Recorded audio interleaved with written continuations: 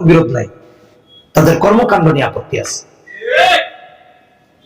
আমাদের দেশের র্যাব আইন শৃঙ্খলা বাহিনীর একটা ইউনিট, তারা তথ্য পেয়েছে 7-8 হাজার পিস ইয়াবা লাগে ওই প্রতিষ্ঠানে। চিন্তা করা যায়? এই নিউজটা এখনো আছে সোশ্যাল মিডিয়াতে, ইউটিউবে, পত্রপত্রিকায়, সাংবাদিক সম্মেলনে বলেছে 7-8 হাজার পিস ইয়াবা লাগে। আপনি কি ভেবেছেন? হ্যাঁ, আমি এই জন্য বলতে চাই, ভালো করে শুনে রাখেন, ওইখানে 1000 পিস লাগতে পারে, 8000 পিস লাগতে পারে। প্রত্যেকটা মাদ্রাসার দিকে লক্ষ্যপাত করে দেখুন, ইয়াবা তো দূরের কথা, ইয়াবার গন্ধ তাদের লাগে না। এরা জান্নাতের সুঘ্রাণের আশায় সারা রাত কোরআন তেলাওয়াত করে, তাহাজ্জুদে দাঁড়ায় থাকে। এরা জাতির শ্রেষ্ঠ সন্তান না হলে কি মাদকাসক্ত হবে? একজন মাদকাসক্ত ব্যক্তি যদি নেতা হয়, এ তো দেশকে যে কোনো সময় বিক্রি করে দিতে পারে, এ তো টাল থাকবে, এ তো হিতাহিত জ্ঞান হারিয়ে ফেলবে, এ রাষ্ট্রকে বিক্রি করে দিবে।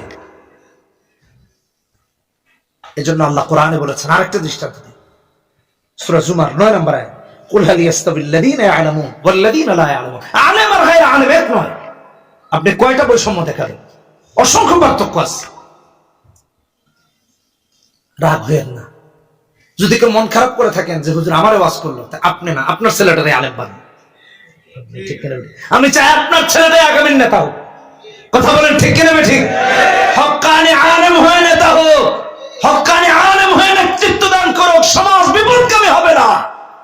রাষ্ট্রের পিচ ঢালাই টাকা পেটের ভিতরে ঢুকবে না। রাষ্ট্রের ব্যাংকগুলো খালি হয়ে বিদেশি ব্যাংক কলা গাছের মতো ফুটবে না। এগুলো মাথায় রেখে, আজকে দ্রব্যমূল্যের ঊর্ধ্বগতি কোত্থেকে হয়েছে? মুদ্রাস্ফীতি। কেন? যারা বিদেশে টাকা পাচার করেছে তাদের কারণে। বলুন, কোন শাইখুল হাদিস বিদেশে টাকা পাচার করেছে? কোন মুহাদ্দিস, কোন ইমাম সাহেব, কোন মাদ্রাসার হুজুর? ওনাদের তো নুন আনতে পান্তা ফুরায়। আল্লাহ হেদায়েত দান করুন। কিছু বাস্তব কথা বললাম, মনে কিছু নিয়েন না, কাউকে উদ্দেশ্য করে নয়, কিছু হক কথা বলেছি যেগুলো আমাদের জানা দরকার। আমি খারাপ হতে পারি, আমার ছেলেটাকে খারাপ না বানাই। আমার এই দাওয়াত আপনাদের কাছে, ছেলেটাকে মাদ্রাসায় দিন, হাফেজ বানান, আলেম বানান। যে ব্যক্তির ফাউন্ডেশন থাকবে কোরআন আর সুন্নাহ দিয়ে, এ বড় হয়ে ব্যারিস্টার হয়ে খুনির পক্ষে দাঁড়াবে না, ধর্ষকের পক্ষে দাঁড়াবে না। আজকে অত্যন্ত দুঃখের সাথে বলতে হয়, ধর্ষকের পক্ষেও আইনজীবী দাঁড়ায়। এ কোন মাদ্রাসার মুহাদ্দিস? আপনাদের কাছে আমার প্রশ্ন, এর কোন উত্তর পাবেন না আপনারা, আমি জানি দিতে পারবেন না, কেউ পাল্লা এসে দিয়ে। আচ্ছা, এটা রাখেন, দুর্নীতিবাজদের পক্ষে কোন শাইখুল হাদিস কোর্টে দাঁড়াইছে? হ্যাঁ, একজনও দেখাতে পারবেন? অথচ একজন নির্ঘাত ফাঁসির আসামিকে বাঁচানোর জন্য উকিলরা দাঁড়াইছে। যদি তার মাঝে আল্লাহর ভয় থাকতো, সে দাঁড়াতে পারতো? উকিল নিজেও জানে যে খুন করছে, উকিল নিজে জানে সে ধর্ষণ করেছে, যিনি তাকে বাঁচানোর জন্য প্রাণপণ লড়ছেন। এই নষ্টামি, এই নষ্ট সমাজ আমাদেরকে কোরআন সুন্নাহ বহির্ভূত সমাজ ব্যবস্থা প্রতিষ্ঠিত করেছে। কোরআন সুন্নাহ যদি থাকতো, কখনো এই ব্যক্তি দাঁড়াতো না। এই জন্য বলছে, সন্তানকে কোরআন হাদিস শিক্ষা দিন, তারপর আপনি জেনারেল লাইনে পড়ান, কোনো অসুবিধা নেই। সে যদি কোরআন সুন্নাহ শিখে আল্লাহর ভয় ভীতি আর তাকওয়া নিয়ে উকিল হয়, ব্যারিস্টার হয়, কখনো খুনির পক্ষে দাঁড়াবে না, চোরের পক্ষে দাঁড়াবে না, ধর্ষকের পক্ষে দাঁড়াবে না। ধর্ষকরা এমন অবস্থায় বিপদে পড়ে ধর্ষণ করা বন্ধ করে দিবে, এত কিছু রাখবে না। আল্লাহ আমাদেরকে হেদায়েত দান করুন। বাচ্চাদেরকে দিন শেখাবো তো ইনশাআল্লাহ, কোরআন শেখাবো তো ইনশাআল্লাহ, রাজি আছি না ইনশাআল্লাহ? আল্লাহ আমাদেরকে তৌফিক দান করুন। সর্বোপরি যদি কেউ মন খারাপ করেন, সর্বশেষ আমার একটা কথা, আপনাদের সামনে একটা হাদিস, তিরমিজির হাদিস, 1432 নম্বর হাদিস। এখানে এমন কেউ আছেন, মাইকের আওয়াজ যেটুকু যায়, যিনি বলবেন যে আমি মরবো না? এমন কেউ আছেন?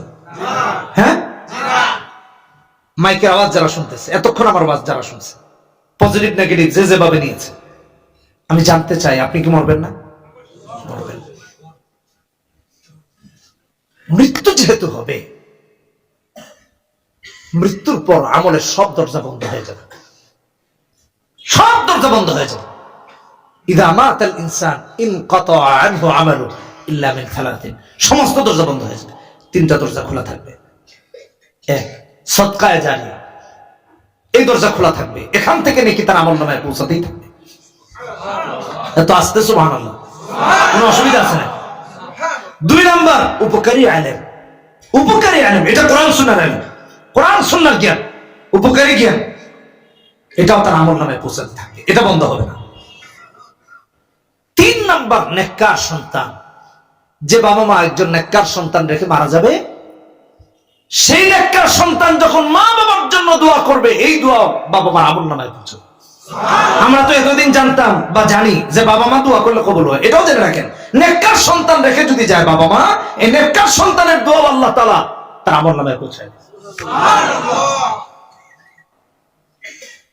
এই জন্য আপনি আর আমি একটা নেককার সন্তান রেখে যাই নিজের অ্যাসেট হিসাবে, যেটা আমার পরকালীন অ্যাসেট।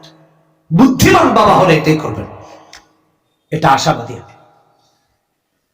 আমাদের কাছে বহু সময় বহু টাকা পয়সার মালিকরা গিয়া বলে, হুজুর যে সমাজ ব্যবস্থা, ছেলেরা মদকুর, গাঁজাকুর, ইয়াবাকুর, আমার কলিগের ছেলে শুনলাম বাপরে গিয়ে পাড়া দিয়ে ধরছে গলায় মাদকের টাকার জন্য। উদাহরণ দিতেছি হুজুর, আমি চাই আমার ছেলেটা এরকম না হোক, একটা ছেলে যেন আল্লাহওয়ালা হয়। আমার সম্পদ কে খাবে? এত টাকা আল্লাহ আমাকে দিয়েছেন, খাওয়ার মতো কেউ নেই। আমি আমার একটা নেককার সন্তান রেখে যেতে চাই আমার পরকালের এসেটের জন্য। আর সেটা যদি আপনি প্রত্যেকটা সন্তানকে এসেট বানিয়ে যেতে পারেন, তাইলে তো আপনি চূড়ান্ত সৌভাগ্যবান। কথা বলেন ঠিক কিনা বেঠিক? আলেম বানাবেন তো ইনশাআল্লাহ। প্রত্যেকটা এলাকায় এক একটা সন্তান যদি হক্কানি আলেম হয়ে যায়, আমি দায়িত্ব নিয়ে বলছি, মাদক থাকবে না, চুরি থাকবে না, দুর্নীতিবাজ থাকবে না, মিথ্যাবাদীও থাকবে না, এলাকায় একজন নারীর সম্ভ্রম নষ্ট করার কেউ থাকবে না।